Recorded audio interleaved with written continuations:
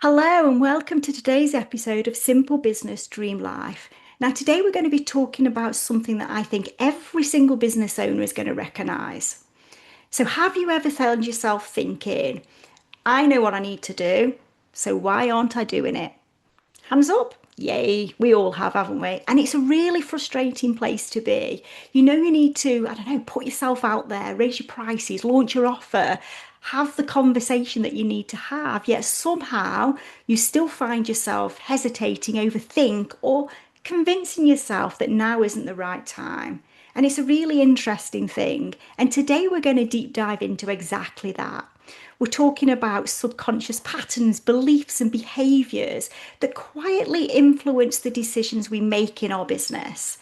So, today I'm delighted to be joined by transformation coach, former behavioral analyst, there's a lot of big words in this sentence, and psychology graduate, Gemma Gilmour.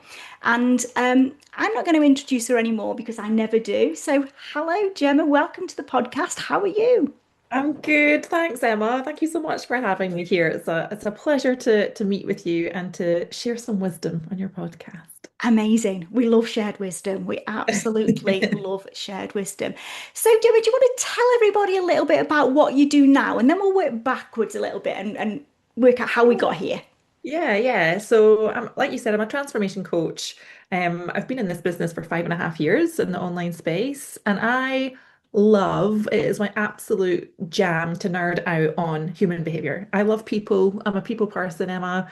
Ever since I was a little girl, I was the one who friends came to for advice, if they had problems and stuff like that. I'm just a natural problem solver, and I've always been fascinated by why are you doing the things that you are doing? Why are you not doing the things that you know you should be doing? Just exactly like you said. And so my business is all about helping expert female business owners. So I love working with expert practitioners who have a established business. Maybe they're trying to scale it, maybe they're trying to move on to the online space, and then they feel a bit icky about stuff that comes up. And they know that they're holding themselves back. They are the biggest bottleneck in their own business. They just can't quite put their finger on why and what to do about it. That's my bag. And do you know what? We all do that, don't we? And we do it at every single stage of business. And I think Yeah. it's really interesting that you said you work with specifically, established, ambitious, expert business owners. Because I think a lot of Mhm. people assume that we only don't know what we're doing or stop ourselves making the decisions when we're early on in a journey. Yet that's not the case, is it? No, new levels, new devils, right? It's like, and I think it's because of my story, my journey. Like, it's the cliche of like my favorite clients are those who like I am where they are now, if you know what I mean, or I was there when you know what I mean. We know I exactly what you understand. mean. I understand where they're at right now because I was that. I very much identified as a practitioner myself, as a clinician. Like you said, I was a behavior analyst. Fell into that career completely by accident. Loved psychology, classic kind of psychology graduate default of like, what the hell do I do with a psychology degree? I'll become a primary school teacher. That was the plan back in the day because I always loved working with children. And then realized that summer that actually classroom life wasn't for me, right before I was meant to start that degree. And just coincidentally found a job working with an autistic boy whose mum was advertising on Gumtree, good old Gumtree, Gumtree. looking for some help on Gumtree with her autistic child. I had no idea what this job was going to entail, and it actually was the catalyst to a career in what's called applied behavior analysis. So 15 years of my life was dedicated to helping autistic children. I naively at that time had no clue that the profession of a behavior analyst didn't exist in Scotland at all. I couldn't work for the NHS, I couldn't work for any charity or organization. And so therefore I was thrown into the world of self-employment. So I'd actually never been an employee. I've never worked in corporate or anything like that. I just sort of followed my joy compass. I followed my passion with human behavior, with working with children, and that one little job that I had turned into a career of 20, nearly 20 years actually. And that sort of like experience of working with, multiple children who had very, very challenging behaviors, I realized that this was just the surface level of what I could do in terms of my impact in the world. And I loved that job. And I helped a lot of children, and it taught me a lot about how to build a business from scratch because I had no clue how to build a business. You know, when you're like really good at something, but you're forced into self-employment and you just sort of like make the most of it. You do what you can. Yeah. And so, like 15 years later, suddenly I had, a team of staff, a premises. I had a little clinic in Edinburgh. We were covering the whole of Scotland, serving home-based therapy. Um, but I got to the point where I was just utterly exhausted, especially when I had my own children. And I think lots of mums can probably resonate with that juggle of like going all in on your career, going all in on your business, and then having your babies and being like, oh God, now like, I want to hang out with this little guy, but also my business is my baby. And there's that complete identity shift of like being a mother and also being in that CEO leadership energy. So that was the first, like you're saying, like new levels, new devils. That was the first identity shift of like, how does one do this? And so my kind of solution to that was like, let's move into the online space where I can serve one to many, basically globally, because I had quite a few clients internationally that I served online anyway. So this was back in 2018. Um, and I did what I saw other people do in the online space. I invested in an online business coach in marketing strategies, and I would get so far, but nowhere near to the kind of income that I was hoping I would get, that level of freedom. And so I did what I knew best, Emma. I just worked harder. Which is what we all do, isn't it? It's the natural reaction, isn't it? When something isn't Yeah, quite going the way that we want to go, we'll do more. We'll do more of the same stuff. We'll push ourselves even harder. We'll exhaust ourselves even more. yeah, Crazy, yeah. isn't it? I know, but there was that belief system now, looking back in hindsight, that was so entrenched in me, like from such a young age. Like, like, thanks to societal conditioning, we all have this conditioning of if you just work a bit harder, put more hours in, more effort, more. And so it wasn't until COVID hit, I actually realized how burnt out I was. And I think probably a lot of your listeners might resonate with that as well. When the world just stopped and you were forced to kind of just stop, because we normalize our busyness and our hustling, don't we? Yeah. And it wasn't until that my clinic had to shut. We couldn't see any families. Everything stopped. I was like, God, I'm actually really quite tired. Just really exhausted. But again, I'd normalized that. I was like, well, this is just what life is when you're a mum and you have a business. Like, you just have to keep going. And the in-person business was very successful. It was doing really well. But like I said, I really wanted to scale the online side of Hmm. the business. Um, but everything I did, it just felt so hard. The visibility piece was excruciating for me because I knew that if I could be the best expert in the world, but if nobody knew who the heck I was, who was going to buy my stuff? Yeah. So I tried really hard to do that. The problem being there was a lot of backlash from autistic adults who didn't agree with the methodology I was using to serve the children and to do my online coaching program with the parents that I worked with at the time. And so essentially I was trolled online. And I got to the stage where my hands would shake just going to open the laptop. That was the first red flag. I was Yeah. like, there's something not okay here. Like my heart is about to come out of my chest at literally opening my laptop. And I would invest hours and hours and hours of time trying to educate people who were basically attacking my profession. But I took it so personally, Emma. Like I made it mean something about me. Yeah. And you've already said that business, that's your baby. It's Yeah. like somebody attacking a really important part of you, isn't it? Especially when you know what you were doing is not wrong. It might not be their opinion, but it's not wrong. Yeah, and I just felt like this. I think a lot of service providers can maybe resonate with this. I just felt this massive obligation, like a duty to back up my profession and to stand up for it and defend it.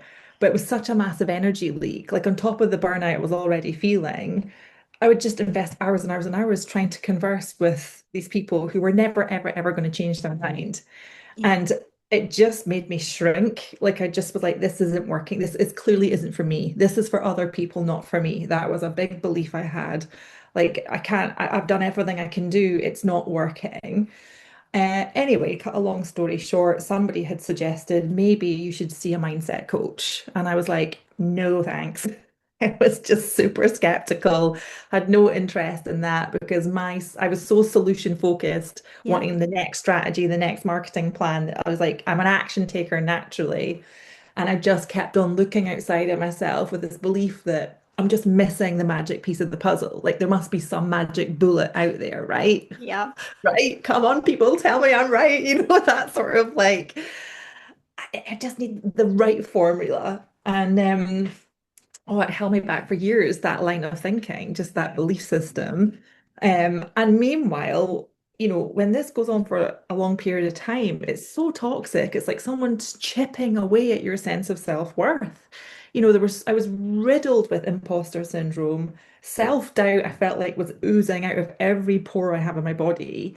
And I believed that people could see that. And so again, that made me shrink and just not put myself out there. And I had all the degrees, I have a master's degree, I've got all the certificates, I've got a coaching qualification. So it's like on paper, it was a picture of success. Inside, I just felt like I was crumbling, completely crumbling. And when you have that low, like that hum of anxiety, it's just there all of the time. And I would just squash it down and squash it down and squash it down. And when somebody had said about seeing a mindset coach, I was like, well, it's been a few years now of looping through this cycle. Like something has to change. Otherwise, I'm just going to burn myself into the ground and still be, just making ends meet. So I did invest in a mindset coach off the back of a woman who referred me to this girl in Canada who used to work with Olympic athletes, like as a high performance coach. Hmm. And I've never paid that kind of money for anything in my life. My hand was like sweating. I was about to press the pay button. But in the very first session, she basically saw straight through me and was like, Gemma, I think you've actually fallen out of love with your business. And I think you're ready for a change. We might not know what that looks like, but I think you're done. Like, I think you're beyond exhausted and burnout. It's been 15, 20 years. I took that again as a real personal attack. I was on because I was on the defense. I was like, who do you think you are? You don't even know me. It's the first session. And she was just like, red flag. We've obviously hit a nerve. Yeah.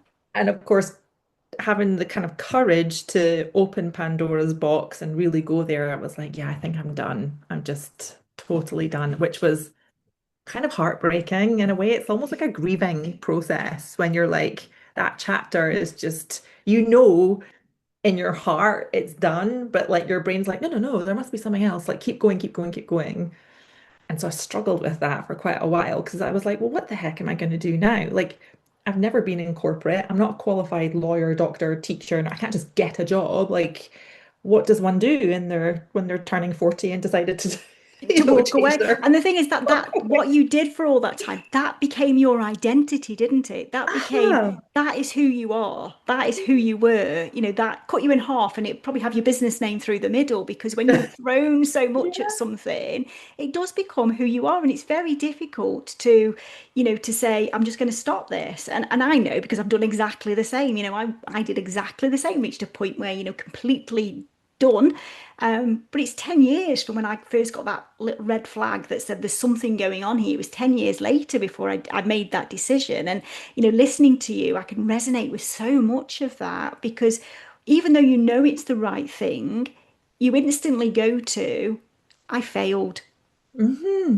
I Hmm. wasn't successful. That's why I can't continue to do this. And then you say, well, I'm not capable of anything. If I can't do this and I've given us everything, then I'm not capable of anything. And we're constantly telling ourselves, aren't we, these stories that aren't real. They aren't Yeah, real, but we believe them. I Sorry, I know. interrupted your story there. No, you're absolutely right. And that is exactly what happened, and I've since learned in, on my kind of current line of work that piece is a word for that. It's called emotionalizing. It's like if I think it and I feel it. So if I think I'm not good enough, I'm not good enough, I'm not good enough, and I have the shaky sense of self, the inferiority, the inadequacy. So you have a feeling that matches a thought, you believe it to be true because it matches and it's so toxic. And that was me. That was exactly me. I was like, well, it means I'm not capable, I'm not good enough, I'm a failure. If that's all true, then I'll never get to have what I want. That was my core belief. I'm Hmm. never going to get to have what I want. So what's the point? Like I could work harder, harder, harder, harder, but it doesn't matter because I'm never going to get to have what I want anyway. And the heart, cue the doom and heartbreak that comes with that story. I was just like, oh, like, what was me kind of thing.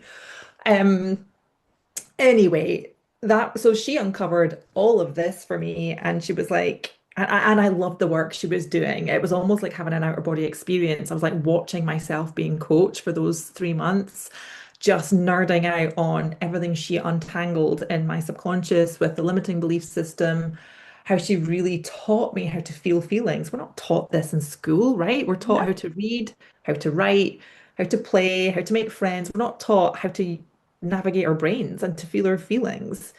So she taught me everything, and it just was such a catalyst. And I was like, by the end of that, I was like, I want to do this. Everything you're doing with me, I want to be you, basically. I want to do this. She was like, perfect. This isn't a pivot. This is a sidestep. This would be perfect for you. With my background in behavioral psychology, I would pivot into more like inner work. I was an expert at observing, measuring, understanding observable behaviors, but I hadn't really done any work in terms of like the internal things that drive those external behaviors. My training was very much based on environments. So I did a coach training program and I was very specific. I didn't want to do a big sort of flashy Tony Robbins, Jay Shetty kind of coaching Mhm. certification. I wanted something steeped in neuroscience, um, with a bit of quantum physics and a bit of NLP. And I just found my mentor online, as you do in one of the Facebook groups, and studied with her for 4 years, basically understanding how what goes on in the mind, body, emotion system that makes us behave the way we do and create the results that we see for ourselves in our lives. That was groundbreaking for me. Like I was like, I felt like a wizard by the end of that training. Like, wow, like I already felt like a wizard with the training I previously had. Yeah, yeah. This was a whole other layer of wizardry, We're Emma. senior wizard now. Senior wizard. We're senior wizard now. But it's really interesting, isn't it, that, when somebody first said to you, I recommend you do some mindset work, your initial reaction was, no, that's Yeah. not the route I'm going down. And then, fast forward a few years later, and here we are saying that was the missing piece of the puzzle. That But because was you the couldn't thing. see it, which Yeah. interestingly was your mindset, wasn't it? Not allowing you to see it. Because mindset is really important, isn't it? Yeah, I had no idea just how much of our behavior and results are linked to our belief systems. It's like you have 60 to 80,000 thoughts a day, and 90% of those thoughts are being churned over in your subconscious mind. We're only actually aware of 5%, which just blows my mind. Like Hmm. 5%, that's Hmm. nothing. No. And that's essentially what separates us from animals. We have this thinking brain that we can, discern information and analyze and come up with creative ideas. But none of us are even aware of what's going on in the powerhouse that is the subconscious mind. But if you can get in there and unlock that and really reveal what's going on, not just like your kind of symptomatic beliefs of I'm not good enough, but beyond that, then it's like, oh wow, yeah, there's some rewiring to do, and we have the tools to do that, with neuroplasticity, and it's just not mainstream enough that people believe in it enough. So we keep going for just another strategy, just another tactic, another action. But what I realized was I was doing all the right things, Emma. I was doing all the actions, but the energy and the belief system behind it was completely out of whack.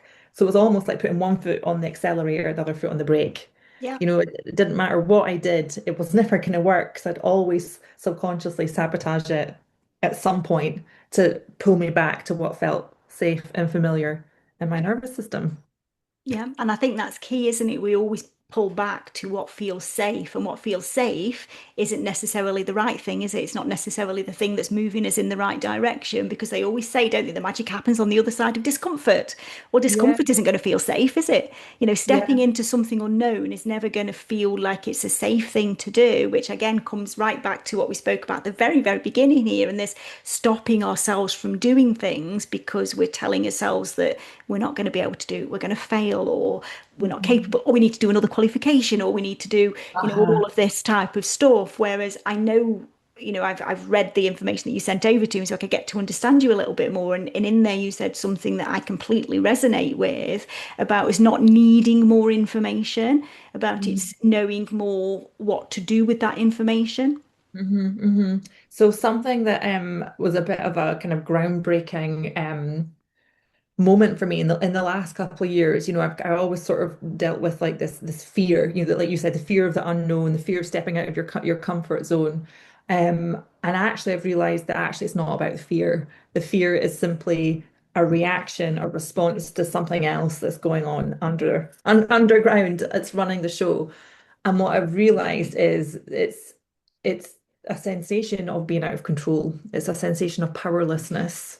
It's a sensation of the unknown. It's all the same. And this sensation, often clients will describe it like someone's just shoved you off a cliff. It's like a free fall sensation, or someone's pulled the rug from beneath you and there's nothing to hold on to or Uh-huh. grab onto. It's a real open, vulnerable, exposed, weightlessness, groundlessness sensation. And that is the sensation that we attach all of the stories to. And that then triggers us into a core pain of typically like heartbreak, alone, separateness, sadness. And that feels so painful and uncomfortable. We jump out of that by going into fear, overwhelm, frustration, anger, irritability, all of those, what I call escape states, because from those emotions, your nervous system and brain jumps in, does its job perfectly, and distracts yourself, or procrastinate, or go to the gym, or binge watch Netflix, or all the other escape behaviors that we do to avoid feeling the fear, the overwhelm, and frustration. But that's just the middle of the story. Really, at the beginning of the story is this like really poor relationship that we have in terms of the stories in our mind to the sensation of powerlessness. We don't like that because, again, like you said, it feels unsafe, it's dangerous. And anytime something feels unsafe and dangerous, brain, central nervous system will kick in sharpish and it's alarm bells and it's into one of those escape states. So that's been my sort of groundbreaking work in the last couple of years to go another layer deeper beyond the overwhelm, because a lot of people treat the overwhelm or the fear, but there's this whole other layer to it. And when you can tolerate those sensations of feeling out of control or powerlessness, the uncertainty, the unknown, without making it mean anything, you can let that emotion move through you and then go on with your life, rather than getting caught up in the sabotage, what I call your doom loop. Yeah, which it That is, makes isn't sense. it? You're Yeah. constantly repeating the same pattern over and over Yeah. again, and not getting anywhere. And I think just sitting and listening to you, and I think that to me has just summed up in however long you were talking there, what is missing for a lot of people when people say you need to work on your mindset. Because I think what we see as a society, and I think there's a lot of this, online and everything else is more surface level stuff, isn't it? Mhm. So Mhm. feel the fear and do it anyway. These Yeah. sort of like typically type quotes that we see out there. And I think the reason I believe that mindset gets a bad name, and I definitely don't think it should, because I think it's a really important thing. I'd never heard of mindset when I came out of my old business and stepped into this online world. I was like, mindset, what even is that? Yeah, What is same. that? What is that? I just work really hard and I grow a business. Yeah, Um, same. so yeah, so for me, I think is what a lot of people tend to lean to is just the really surface level stuff that probably doesn't get them the results, or it gets the results for a short period of time and then you're Mhm. back in that loop. So then people are saying, well, mindset doesn't really work. Mhm. It, Mhm. it doesn't Yeah. really do the thing. And I think just listening to you there, that to me is my why it doesn't work. That's given me that real understanding as to why it might not work, because we're not actually going deep enough again. We think mindset's deep, but Mhm. actually there's something that sits underneath that. Mhm. Mhm. And, and, Yeah. I, and I love that explanation you've just given there, because I think for me the natural would be to say it's fear, fear of something that's going to stop you. But actually what you've just told us is there's something before the fear. Yeah. Yeah. What do you get to escape or avoid by feeling fear? Like that's when you're triggered. It's a really good Uh-huh. question to ask yourself. Anything that triggers you, whether you're about to do a Facebook Live or put your prices up or whatever it is, if you start feeling your heart pounding and your palms sweating and you feel that kind of like heat coming up in your face, what happens right before that fear kicks in? And you have to really press the slow-mo button on this to really slow it down, because obviously in real life this happens in nanoseconds, right? But if you can slow it down enough, you'll notice this sensation of like almost like you know when in a car and you go over a bump and your tummy goes whoop like that, like in a roller Uh-huh. coaster. It's that feeling of like, oh my God, I have no idea. It's out of my hands. I have no idea who's going to see this post, who's going to buy my offer, who's going to pay these prices. It's like this, it's out of my hands moment. You could have the best business coach, you could have done the most beautiful social media content schedule, everything could be perfect, but there's still a moment where you press go and for that moment, it feels out of your hands because you've got no control over the algorithm, over who's going to see it, over who's going to buy the thing. And that's the moment we need to tolerate because we then go into fear of like, oh God, what are people going to think of me? Oh God, what if I fail? Oh God. And then all the stories come. And then we pull back and we tweak and we over edit or we delete the post or decrease the prices or whatever Yeah. it is. So tolerating that moment in time when you're like, everything's going to work out. My people love to pay me. I'm doing enough, I'm doing it right, and it's working. Like whatever mantra you can really tattoo on your brain in that moment so that you can just allow that emotion to pass through you, then you're good. Then you don't need to sabotage. There's no doom loop anymore. So for me, my work is all about teaching women how to let go of control, basically, in a way that feels safe in their body without going into the contraction of fear and overwhelm and frustration, and then engaging in ruminating, overanalyzing, distracting yourself, all of the escape behaviors that we're all very aware of. And that's the thing, isn't it? We are very aware of them, yet we still let it Still do them. happen. We still do Yeah. them on repeat over and over and over again. And do you think that's because this isn't something that we can fix? It isn't something that we can do a few things and it's gone away forever. It's something that we've got to learn to, I don't know, work with, or do you think that's Yeah. why we keep Yeah. repeating these patterns? And you can't see it instantly, right? It's not like a Uh-huh. tangible new kind of shiny thing that you can, like a new sofa that you can buy that's very tangible and you can see Yeah. it. Creating new neural pathways is in your brain and you're not going to see it. Although we do have the technology to see it. And if you're a doctor, there's some really amazing tech that you can actually measure neuroplasticity and you can see new neural pathways being created, which blows my mind. But it's a process. And that's why it's not sexy work because everybody wants a quick fix.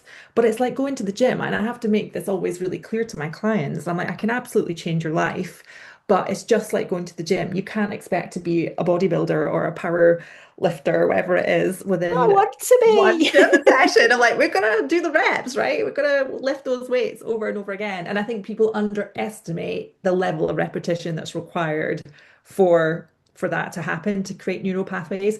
And then a lot of people ask me, like, well, how do I know when I've like embodied a new belief? Like, how do I know when that's happened? And I'm like, well, everybody's different, but you know because you're no longer triggered by the thing that used to trigger you. And you have a real feeling of like almost like forgetting. You're like, huh, I used to be really triggered by that. And now I'm just kind of okay with it. Like for me with the trolling thing, being judged by others was a huge, huge, huge thing for me, a huge Mhm. trigger. Took it really personally, like stab to the heart kind of thing. And now people could say something to me that, I might not like it, but I'm not gonna like perseverate on it for the rest of the day. I'm not gonna like just ruminate on it and let it ruin my day. Whereas previously I would have sleepless nights. I'd Mm. be recycling, like going over conversations, like, what could I say to them? How could I make them change their mind? I'd be so bothered by it.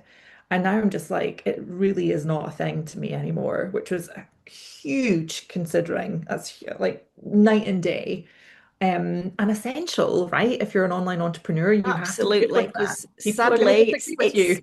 it's rife out there, isn't it? It really is rife Uh-huh. out there, and there's a lot of that going on, and we can't, as much as we want to fix that, we can't, can we? That's the reality. Yeah. There'll always be people who's out there who want to try and bring other people down. So going back to source, which is you making it that it doesn't affect you in the same, doesn't take up your energy, is absolutely the best way that we can deal with it. Because the less people that retaliate when people come at them, I believe that's the best way to eradicate it longer term. Because Mhm. they love the reaction, don't they? They love that Yeah. reaction that we do back. It's our natural reaction, isn't it? Somebody says something bad about you or your business or your clients or your family or anything, your Mhm. natural reaction is to defend that. Yeah. But as you say, it's not the right one, is it, from an energetic perspective specifically?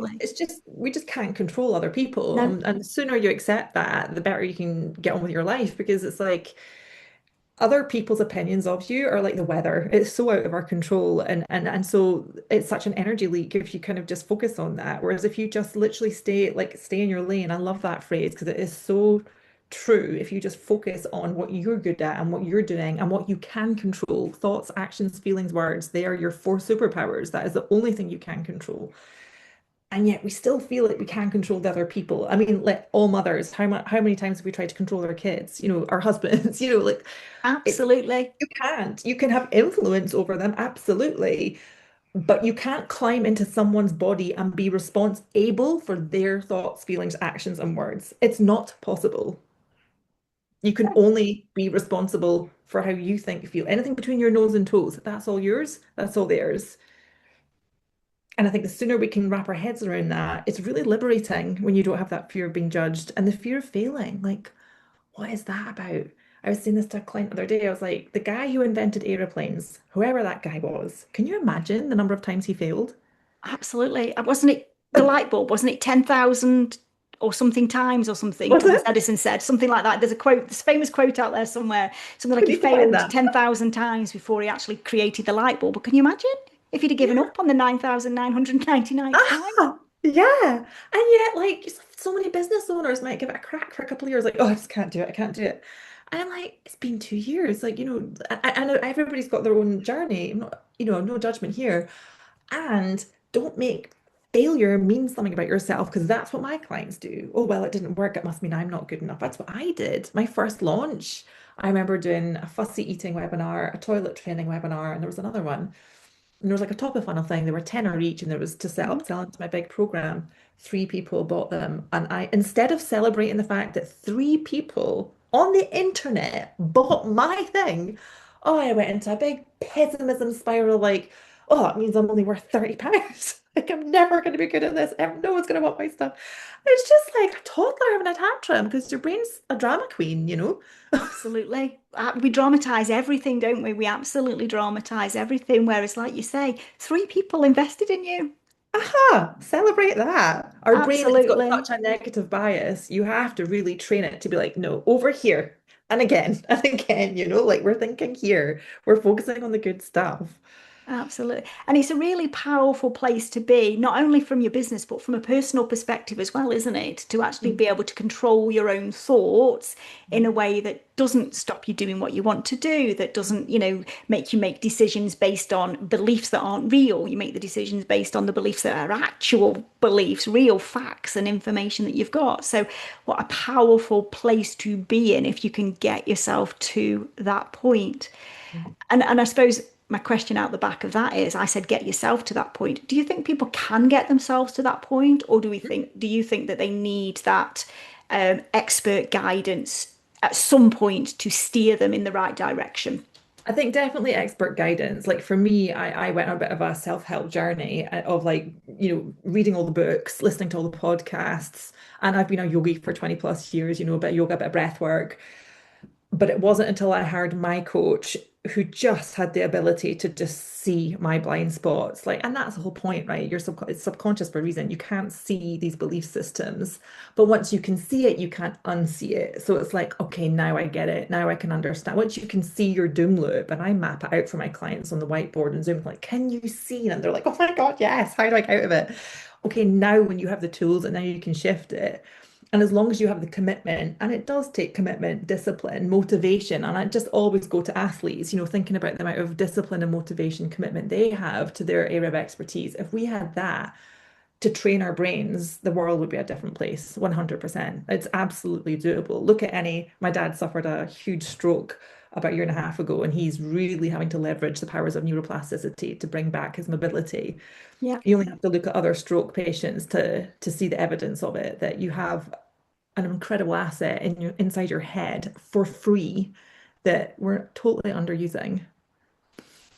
Yeah. But unless somebody points us in the right direction, we're back to this. We don't know what we don't know. We Yeah, can't see the that's label it. from inside the bottle. We can bring out all the metaphors, can't we? But they're Mm. true, aren't they? The things that are real, Mhm. we can't see our own subconscious. So having somebody to show us and then for us to be able to do something with it is a really powerful place to be. So I love that. I love that. Okay, so let's start to wrap this up because I could literally sit and listen to you all day. I am loving what you're sharing. It's really, really interesting. And I'm sure the listeners are absolutely loving this too. And probably cursing me for saying that we're going to have to wrap this up, but they'll be able to find you afterwards anyway. Um, so if you had to share, I know you're going to have millions of tips in there, but if you had to share with us one top tip, what would you share? Yeah, just become really good at observing your thoughts, first of all, like really good at observing your thoughts. Even if it's like, oh, I'm noticing, you can use that sentence stem. I'm noticing that I'm thinking about what I'm gonna have for dinner tonight, or I'm noticing. You've gotta be good at observing because then, you've got to have that awareness first to then create change. So notice what you're thinking, like journal it, brain dump, like do a big thought download. And then remember, you have a choice. If there was three words I say more than anything else, it's you have a choice. That's four words. Like you get to choose what you think. Like, because we forget that. We forget that we just believe that, oh, I'm thinking this, so that's just the way it is. No, no, no, no. You get to choose what you think, and what you think creates how you feel, and how you feel determines how you behave, and your behavior, your actions create the results that you see for yourself in your life. So we have to remember that you get to choose. If you don't like that thought, put it down. Like literally be like, no, brain. Like you're training a dog. I've got a 1-year-old puppy, so I've been in dog training mode for the last year. And I'm like, no, Lottie, sit down. It's like, no, that thought, I'm not good enough. We're not entertaining that anymore. It's over here. And you just keep choosing a different thought over and over and over again until you really start feeling like that's your thought. That's at home now. That's in my body. It's not enough to stand in front of the mirror going, I'm a millionaire, I'm a millionaire. That kind of thing does not work. Your brain needs to believe it for it to be embodied. So that would be my top tip. Absolutely love that. Absolutely love that. And so finally, we're going to share all of this in the show notes anyway, but I always like to do it this way as well because some people don't read show notes. They prefer to have it have it when they're listening. So when our list, I'm not going to say when, not if, when our listeners want to come and learn more about you and the work that you do, where's the best place for them to connect with you? Facebook. Facebook is my office. So my personal profile, Gemma Gilmour, have a look for me under Facebook. Friend request me. I am on Instagram under Success Becomes Her on Instagram. That's the name of my signature program. Don't look at my website. It's really bad. It really needs an overhaul. So I'm not going to mention my website, but definitely connect with me on Facebook. That's the best place. I love you. So I'm not going to mention my website, but you've just done it twice. But Yeah, just delete that delete that bit. bit. We're not going to find the website. So come and find you on Facebook, and I'm Come going and to find me share on that in the Facebook. show notes anyway. Oh, Gemma, it's been absolutely wonderful. I've loved this conversation. I hope you've enjoyed it. Yes, absolutely. Any opportunity to nerd out, it's been my pleasure. Amazing. And everybody else, I'm sure you've absolutely loved this. Do go and connect with Gemma, and we will speak to you next time.